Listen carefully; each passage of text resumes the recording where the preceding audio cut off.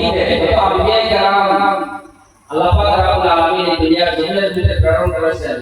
শ্রেষ্ঠ পয়গম্বর সাল্লাল্লাহু আলাইহি ওয়াসাল্লাম থেকে নিয়ে আমাদের নবী পর্যন্ত আমাদের নবী বিল্লাহ হযরত আব্দুল্লাহ রাদিয়াল্লাহু তাআলা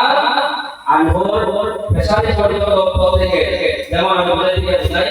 হযরত আব্দুল্লাহ রাদিয়াল্লাহু তাআলা আনহু বলেছেন নবী আব্বাজা ওনার বাবাকে আব্দুল মুত্তালিব রহমানি আব্দুল হাসিমের বাবাকে আব্দুল মুনাফ এইভাবে ওনার বাবা এরকম আল্লাহ সাল্লাল্লাহু পর্যন্ত যে সিলসিলা ওনাদের বংশের প্রত্যেকের পেশায় ভিতরে নূরে মুহাম্মদী সাল্লাল্লাহু আলাইহি ওয়াসাল্লাম ছিল নূরে মুহাম্মদী এটা রূহানিভাবে আল্লাহ পাক রব্বুল আলামিন এরা হচ্ছে একজনের থেকে আরেকজনে মুক্তবি করছে সরি একজনের পরে আরেকজনের কাছে করছে এক পুরুষের পরে আরেকজনের কাছে করছে এই নূরে মুহাম্মদের সিলসিলা হযরত আব্দুল্লাহ রাদিয়াল্লাহু তাআলা আনহুর পরে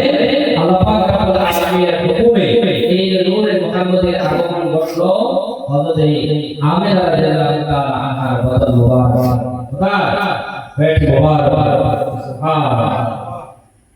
তাহলে সৃষ্টিগতভাবে নবীগত নূর এবং নূরের মধ্যে ট্রান্সফার একজনের পর আরেকজন আদম সাল্লাল্লাহু থেকে নিয়ে কে হযরত মা ফাতেমা এই মা আমেনা রাদিয়াল্লাহু তাআলা আনহা বদন মুবারক দেখেন মুবারক